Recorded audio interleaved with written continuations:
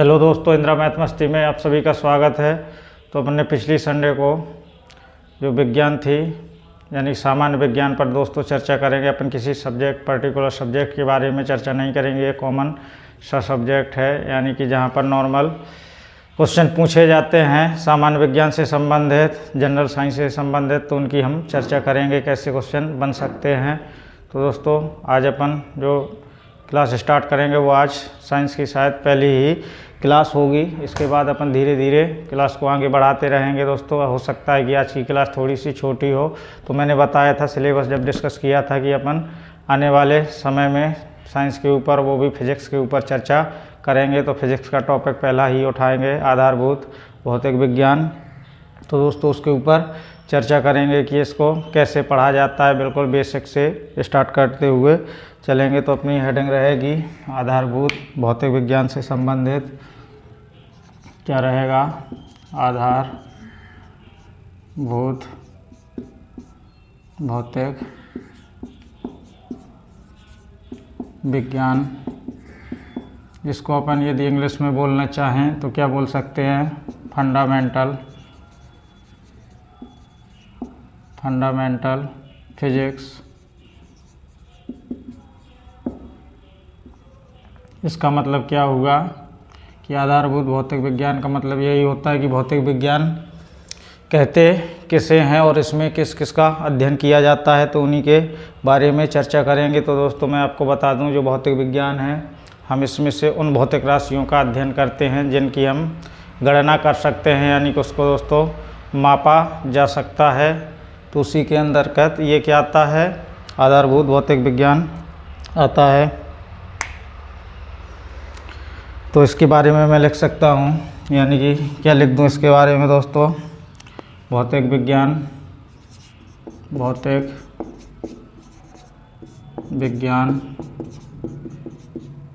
में उन भौतिक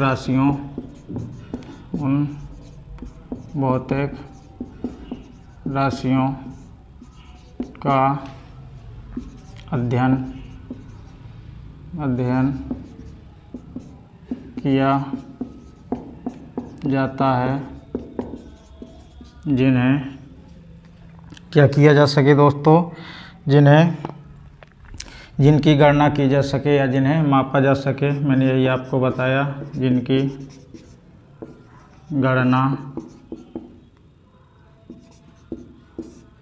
या मापा जा सके।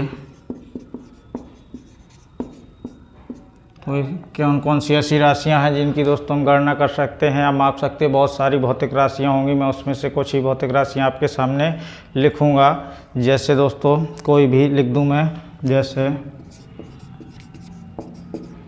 दूरी हो गया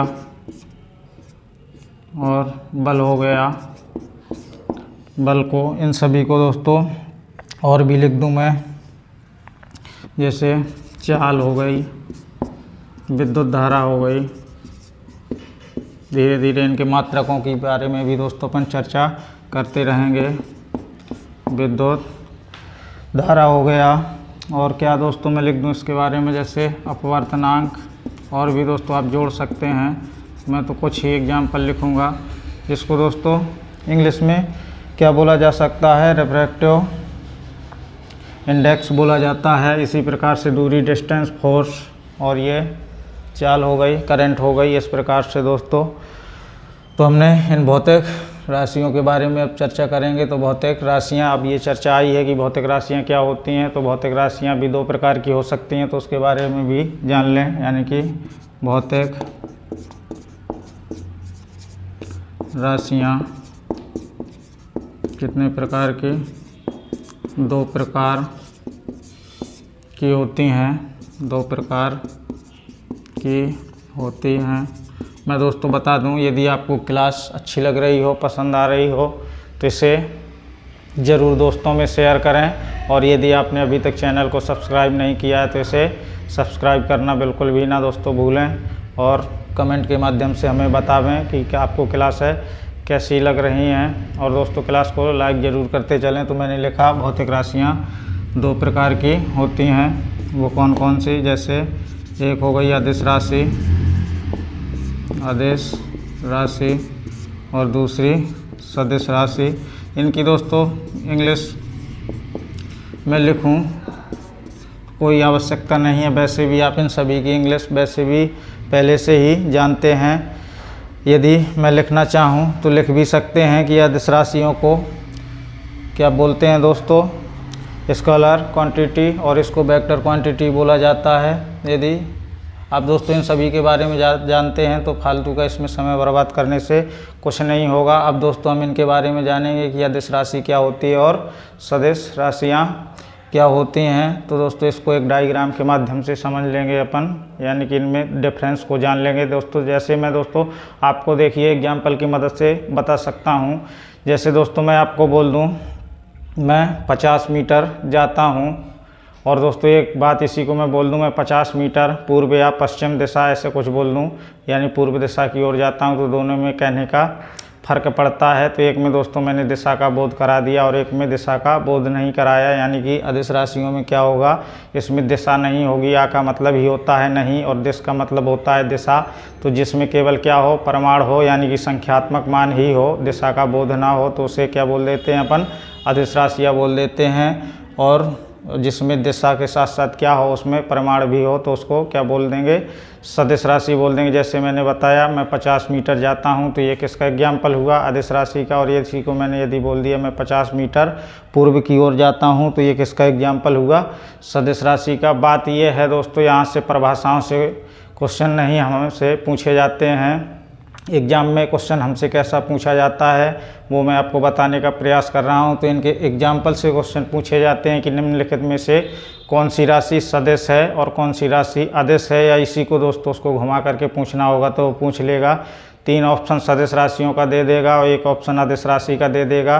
तो पूछने के तरीके कई प्रकार के हो सकते हैं। वो पूछ सकता है कि निम्नलिखित में से कौन सी राशि सदिश नहीं है, या ये पूछ सकता है निम्नलिखित में से कौन सी राशि अदिश है, या ये पूछ सकता है। इसी को रीजनिंग में बना करके भी दिया जा सकता है कि निम्नलिखित में से भिन्नार्थक शब्द को छांटिए। तो दोस्तों ये आपको पता होना चाहिए। तो इन्हीं एग्जाम्पलों की मदद से हम क्वेश्चन को सॉल्व करते हैं। अब हम जानेंगे सदिश और अदिश राशि में अंतर क्या होता है।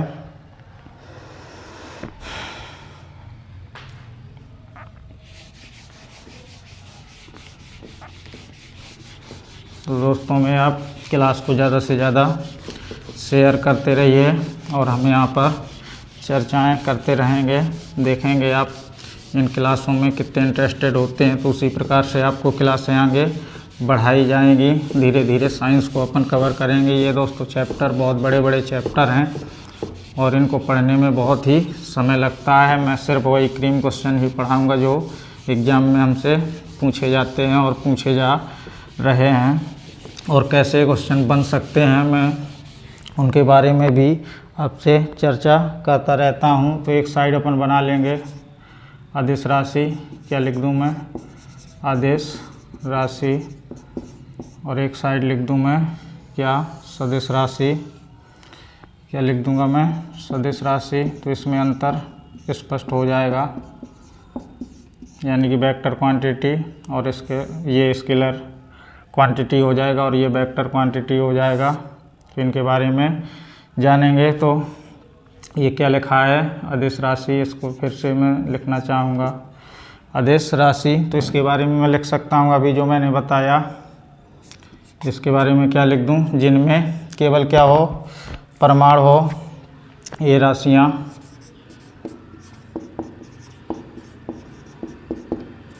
केवल परिमाण लिखना है, परिमाप लिख दिया मैंने, परिमाण या संख्यात्मक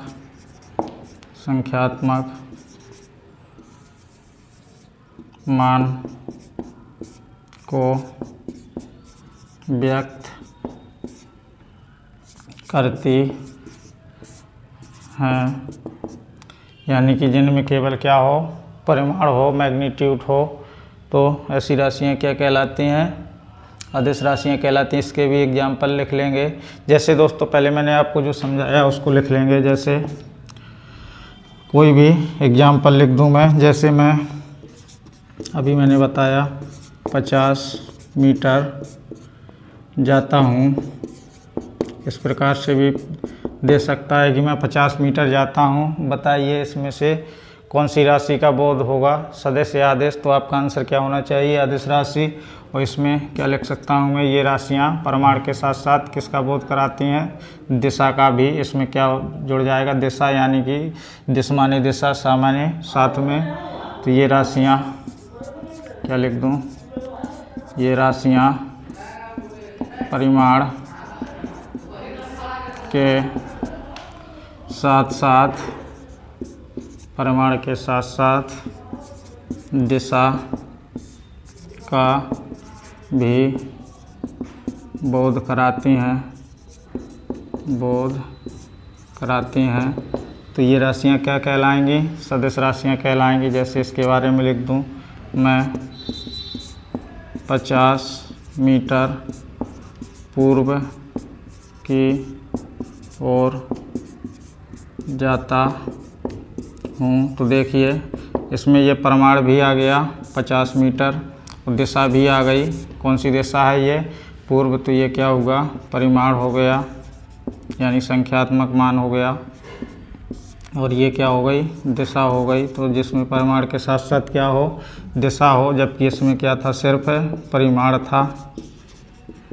तो ये क्या थी, आदेश राशि थी। और इसके एग्जाम्पलों के बारे में हम चर्चा कर लें कि सदिश और आदेश राशियाँ कौन कौन सी होती हैं, तो उसके बारे में भी चर्चा कर लें हम। जैसे आदेश राशि में कौन कौन सी हो जाएगी, जैसे दूरी।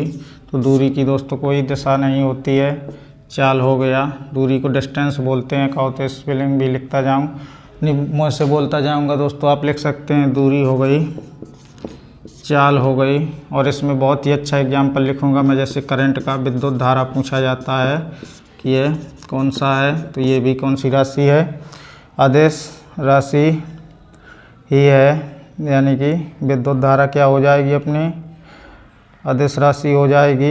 इसी प्रकार से और भी एग्जाम्पल, जैसे द्रव्यमान हो गया और ऊर्जा हो गई। बहुत सारे एग्जाम्पल हैं दोस्तों। कार हो गया, वर्क, इसको एनर्जी बोलते हैं, इसको वर्क बोलते हैं। ये मास हो गया। और भी एग्जाम्पल आप जोड़ सकते हैं जो दोस्तों आपको याद आ रहे हों। तो कुछ एग्जाम्पल मैंने आपके सामने लिख दिए हैं। अब मैं सदिश राशियों के एग्जाम्पल भी लिख दूं मैं। जैसे यहाँ पे हो जाएगा विस्थापन, डिस्प्लेसमेंट बोलते हैं जिसको, विस्थापन।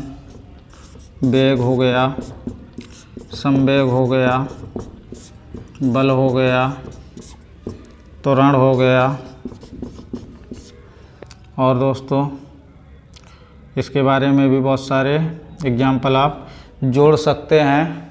अब दोस्तों अपन ने ये जाना ये राशियाँ कितनी प्रकार की, तो 2 प्रकार की। अब अपन जानेंगे भौतिक विज्ञान में कितनी मूल राशियाँ होती हैं, तो उसके बारे में भी चर्चा कर लें। तो भौतिक विज्ञान में मूल राशियों की चर्चा की गई है, तो उसमें कितनी मूल राशियाँ होती हैं, तो 7 मूल राशियाँ होती हैं। जब 7 मूल राशियाँ होती हैं तो मूल मात्रक भी पूछे जा सकते हैं।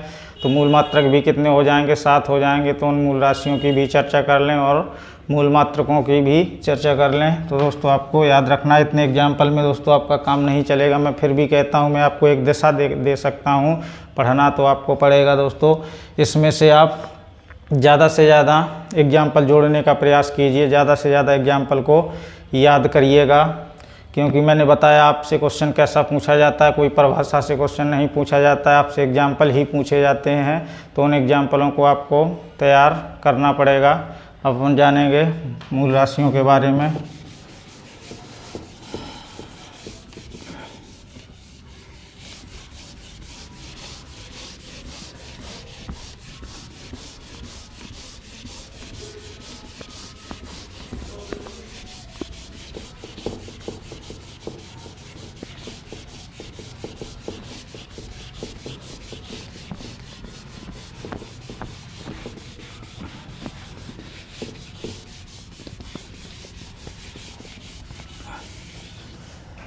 आगे लिख दूं मैं भौतिक विज्ञान में कितनी 7 मूल राशियां होती हैं। तो चार्ट बना लेंगे फिर से, एक साइड मूल राशियां और एक साइड मूल मात्रक लिख लेंगे। इस साइड यानी कि राशियां, क्या लिख दूं मैं, राशियां। यहाँ पे मैंने लिख दिया राशियां और यहाँ पर मैं लिखूंगा इसका मात्रक, क्योंकि मात्रक से क्वेश्चन पूछे जाते हैं। एक साइड दे देगा वो, इस राशि का मात्रक क्या है ये पूछ देगा, निम्नलिखित में से कौन सा भिन्न मात्रक है। तो मैं आपको समय समय पर बताता रहूँगा कि कैसे क्वेश्चन पूछे जाते हैं। जैसे पहली राशि हो गई लंबाई, ये मैं दोस्तों मूल राशियाँ लिख रहा हूँ। लंबाई, द्रव्यमान, समय, ताप, विद्युत धारा, समय, ताप, विद्युत धारा, ज्योति तीव्रता, ज्योति तीव्रता, पदार्थ की मात्रा, पदार्थ की मात्रा, विद्युत धारा, शायद हो गया क्या, विद्युत धारा। उम्मीद है आपको नीचे दोस्तों दिखाई दे रहा होगा। तो कितने हो गए, 1 2 3 4 5 6 7 ये 8 कहाँ से हो गए दोस्तों, 1 2 3 4 5 6 7। लंबाई, द्रव्यमान, समय, विद्युत धारा, तापमान, पदार्थ की मात्रा। ये दोस्तों मैंने कोई 2 बार लिख दिया क्या, हाँ विद्युत धारा को शायद 2 बार लिख दिया है। तो अब इसके मात्रक के बारे में चर्चा कर लें, यानी कि ये 1 हो गया, 2 हो गया, 3 4 5 6 7। अब इसके मात्रक पूछे जाते हैं। तो लंबाई का मात्रक क्या हो जाएगा, मीटर हो जाएगा, और द्रव्यमान का किलोग्राम हो जाएगा। इसके बाद दोस्तों अपन CGS, MKS और FPS सभी प्रकार की पद्धतियों के बारे में भी चर्चा कर लेंगे। समय का सेकंड हो जाएगा, यानी सेकंड बोलते हैं। और ताप का दोस्तों क्या होता है, केल्विन, ना कि सेल्सियस। नहीं लगाना है आपको क्योंकि मूल मात्रक है ये। विद्युत धारा का एम्पियर क्या हो जाएगा, करंट का एम्पियर हो जाएगा। ज्योति तीव्रता का भी मात्रक पूछा जाता है, तो इसका मात्रक बहुत अच्छे से याद रखना है, कैंडेला होता है। इसका मात्रक क्या हो जाएगा, कैंडेला। और पदार्थ की मात्रा को हम मोल में मापते हैं, किस में, मोल में। तो दोस्तों इन दोनों को आपको याद रखते हुए चलना है। और दोस्तों आप मुझे कमेंट के माध्यम से बताएं, मैं आपसे क्वेश्चन पूछ रहा हूं कि बहुत ही अच्छा क्वेश्चन है, ऐसा आपको बुक्स में पढ़ने को भी नहीं मिलेगा। आप बताइएगा कि समय कैसी राशि है, सदिश राशि है या अदिश राशि है। तो मैंने आपके सामने राशियां और मात्रक लिख दिए हैं। अब दोस्तों हम मात्रक पद्धतियों के बारे में भी चर्चा कर लें, यानी कि यूनिट सिस्टम। यहाँ पे दोस्तों हेडिंग बना लेंगे, मैं यहीं पर चर्चा कर दूँगा। यानी कि मात्रक पद्धतियाँ, किसके बारे में चर्चा करेंगे, मात्रक पद्धतियों के बारे में। मात्रक पद्धतियाँ जिसको बोला जाता है क्या दोस्तों, यूनिट सिस्टम। क्या लिख दूँ मैं, यदि लिखना चाहूँ तो यूनिट सिस्टम। तो मात्रक पद्धतियाँ कितने प्रकार की होती हैं, तो 3 प्रकार की होती हैं। तो एक साइड में राशियाँ लिखूँगा और एक साइड पद्धतियाँ लिखूँगा। इस साइड में क्या लिख दूँ, राशियाँ। 3 पद्धतियों में यहाँ पर MKS पद्धति लिखूँगा, MKS पद्धति। और यहाँ पर CGS पद्धति थोड़ा दोस्तों एडजस्ट कर लेंगे। और यहाँ पर FPS पद्धति के बारे में चर्चा कर लेंगे। उम्मीद है आपको दिख रहा होगा दोस्तों। मैं दोस्तों समझाने का पूरा प्रयास कर रहा हूँ। जैसे लंबाई, कौन कौन सी राशि, लंबाई हो गई, द्रव्यमान हो गया,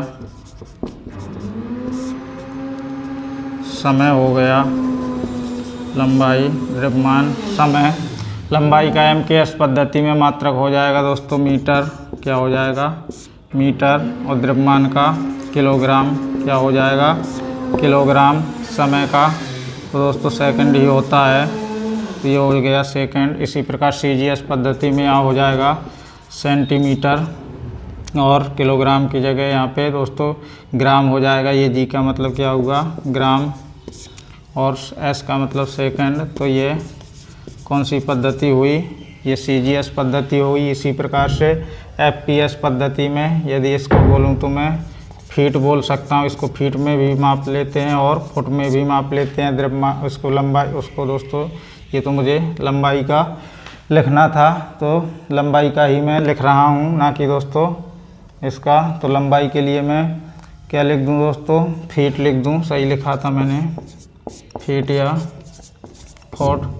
और पी का मतलब दोस्तों पाउंड हो जाएगा द्रव्यमान में, यहाँ पे क्या हो जाएगा पाउंड। और यहाँ पे समय की जगह क्या लिख दूँ मैं, सेकंड लिख दूँ। तो उम्मीद है दोस्तों आपको समझ में आ गया होगा। यहाँ से क्वेश्चन हमसे पूछे जाते हैं कि निम्नलिखित में से कौन सा मात्रक CGS में है और कौन सा MKS पद्धति में है। अब दोस्तों इसकी कुछ चर्चा कर लें कि और हमसे कैसा क्वेश्चन बन सकता है एग्ज़ाम में, तो उसके बारे में भी अपन चर्चा कर लेंगे। ये भी दोस्तों हमसे पूछा जा सकता है, तो इसको भी लिख लेंगे थोड़ा सा दोस्तों, यहीं पे मैं चिपका दूंगा।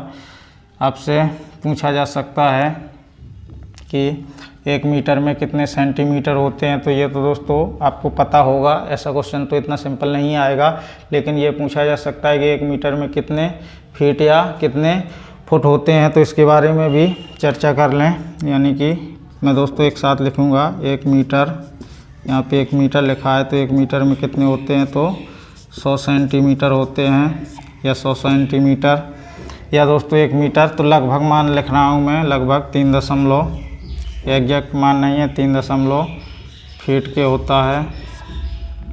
और दोस्तों आपसे पूछा जा सकता है, क्या दोस्तों पूछा जा सकता है, उसके बारे में भी चर्चा कर लें। यानी कि 1 किलोग्राम में कितने ग्राम, तो 1000 ग्राम। ये तो क्वेश्चन नहीं पूछेगा इतना सिंपल, लेकिन दोस्तों आपसे जो क्वेश्चन पूछा जाएगा वो पूछा जाएगा कि 1 किलोग्राम में कितने पाउंड होते हैं, तो इसको भी याद रखना है, लगभग 2.2 पाउंड के बराबर होता है। ये क्वेश्चन हमसे पूछे जाते हैं ऐसे, तो इनके बारे में तो दोस्तों हमें जानना ही पड़ेगा और दोस्तों याद भी रखना पड़ेगा। ये कुछ फैक्ट होते हैं जिनको हम याद रख सकते हैं और एग्ज़ाम में बहुत अच्छा स्कोर भी कर सकते हैं। अब देखिएगा, अब मैं आपसे एक क्वेश्चन पूछूंगा और वो क्वेश्चन ऐसा एग्ज़ाम में भी आता है, तो उसके बारे में भी चर्चा कर लें।